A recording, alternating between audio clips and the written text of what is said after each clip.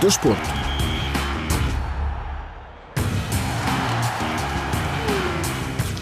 Rubrica Desporto tem hoje a assinatura de Marco Martins.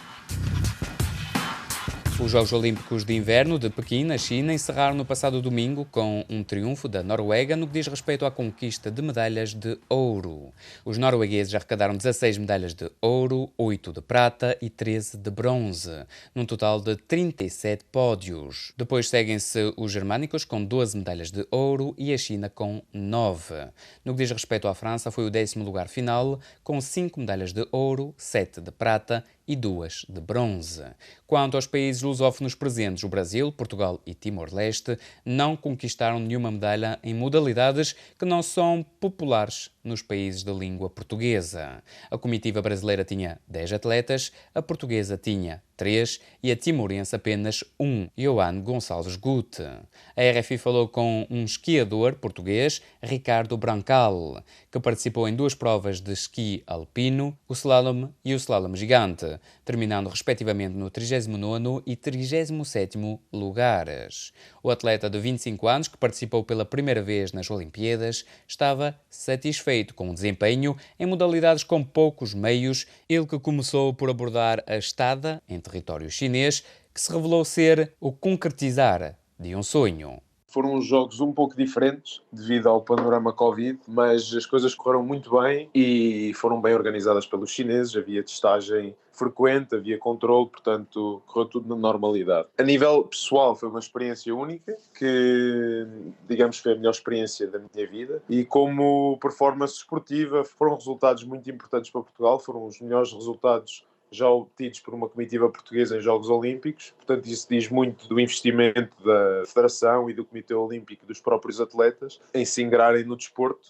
Portanto, como comitiva, estamos todos muito satisfeitos e eu também tenho que estar. Sobre os jogos, como é que foi esse ambiente? Como é que era, no fundo, um dia-a-dia de um atleta? Portanto, havia o uso obrigatório de máscaras KN95, portanto, as máscaras brancas. Havia uma testagem frequente, todos os dias tínhamos que ser testados e só assim é que a credencial que usávamos estava ativa, porque a partir do momento que o teste não fosse feito ou, por exemplo, desse inconclusivo, não poderíamos sequer circular dentro da bolha. Teríamos que ficar isolados no quarto, mas isso não aconteceu. Sempre testes negativos, portanto, consegui circular dentro dos vénues desportivos, dentro do dining hall, portanto, tudo a que nós tínhamos direito e podíamos usar e devíamos usar. Portanto, as coisas correram bem para a comitiva portuguesa. Houve talvez alguns casos noutras equipas, mas se houve, também foram bem controlados. Em relação à neve? Era uma neve, digamos, 90% daquilo era artificial. Tinha nevado uma vez antes de irmos, mas não em quantidade suficiente para não ter que se usar a artificial. E era uma neve bastante agressiva, muito compacta. Uma neve, digamos, muito similar à neve que é usada nas provas da Taça do Mundo do esqui alpino. E era isso que se queria, era uma neve agressiva, era uma neve que fosse sólida, que não piorasse com a passagem dos atletas, e eles, nesse sentido, trabalharam muito bem. Também era uma zona muito seca, muito árida, muito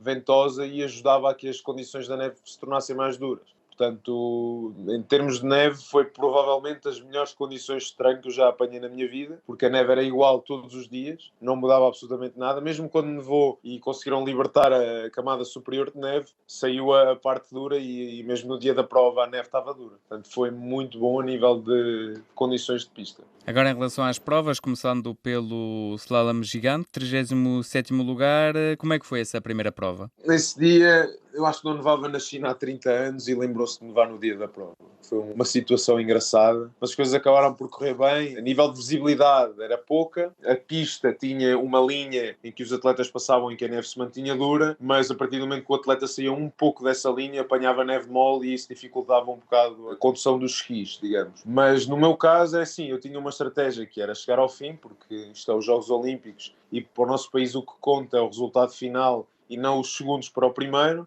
Eu, como atleta, ao contrário, conta para mim é os segundos que estou do primeiro, a diferença tem para o primeiro e não o lugar onde estou. Mas aqui nesta prova o objetivo era chegar ao fim, ganhar confiança e depois no slalom sim arriscar um pouco mais. As coisas acabaram por correr bem, eu estava mentalizado que ia ser uma prova difícil para mim, como ia ser para todos, era gerir um pouco o risco, atacar em certos pontos e ser sólido noutros. Portanto, fiquei satisfeito para o país. Eu pessoalmente queria ter feito mais, mas é assim, uma coisa é ter um 37º lugar, outra coisa é ter um DNF, e entre um e o outro ia muito pouca diferença, porque bastava arriscar um pouco mais, se calhar tirava 1 ou 2 lugares na posição final, mas podia arriscar também sair da pista e ter um DNF. E não era de todo isso que a nossa comitiva queria e os portugueses também. 3 dias depois foi então um slalom, um 39º lugar. Como é que foi essa corrida, diferente da primeira? São ambas disciplinas técnicas e uma complementa a outra. Digamos que eu, até ao dia do slalom gigante, terei feito 2 treinos de slalom e fiz bastantes de gigante, mas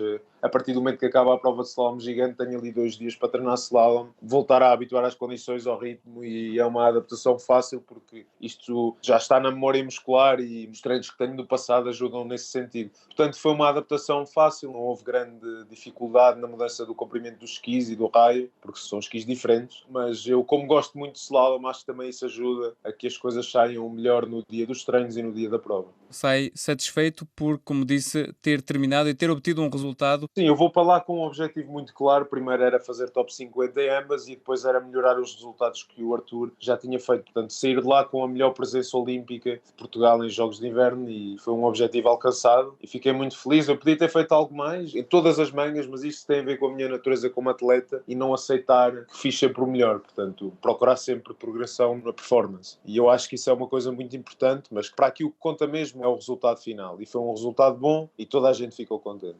Era Ricardo Brancal, atleta português originário da Covilhã, em Portugal, que participou nos Jogos Olímpicos de Pequim com as cores portuguesas, bem como Vanina Oliveira Guerriot, no esqui alpino, e José Cabeça, no esqui de fundo. A próxima edição dos Jogos Olímpicos de Inverno decorre em 2026, em Milão Cortina d'Ampezzo, em território transalpino.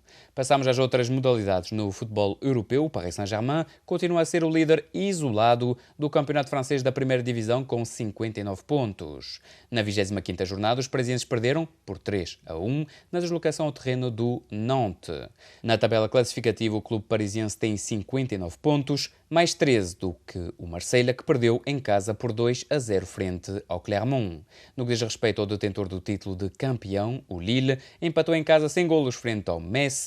O Lille ocupa o 11º lugar com 36 pontos, enquanto o Metz está na 19ª posição com 21 pontos. Passamos para a Liga Inglesa. Após a 26ª jornada, o Manchester City, atual detentor do título, ocupa a liderança na tabela classificativa com 63 pontos. Isto após a derrota caseira por 3-2 frente ao Tottenham. O Liverpool venceu por 3-1 o Norwich e ocupa o 2º posto com 57 pontos. Quanto ao Chelsea, está na 3ª posição com 50 pontos, isto após o triunfo por 1-0 na deslocação ao terreno do Crystal Palace. Na Liga Portuguesa, o detentor do título de campeão, o Sporting Clube de Portugal, ocupa a 2ª posição com 57 pontos, a 6 do líder, o Futebol Clube do Porto. Na 23ª jornada, os sportinguistas derrotaram por 3-0 o Estoril, enquanto os portistas venceram por 1-0 na deslocação ao terreno do Moreirense. De notar que o Benfica, com 51 pontos, ocupa a 3ª posição, isto após o empate a 2 bolas na deslocação ao terreno do Boa Vista. Em Espanha, o Real Madrid, após a 25ª jornada, lidera a Liga Espanhola de Futebol com 57 pontos. De notar que os madrilenos, no fim de semana, venceram por 3-0 o Alavés. O Sevilha está na 2ª posição com 51 pontos, isto após um empate a 1 bola frente ao Espanhol de Barcelona.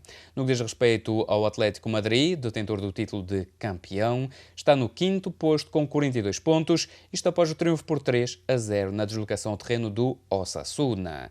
Quanto ao FC Barcelona, venceu por 4-1 na deslocação ao terreno do Valência. Os blaugranas estão na 4ª posição com 42 pontos.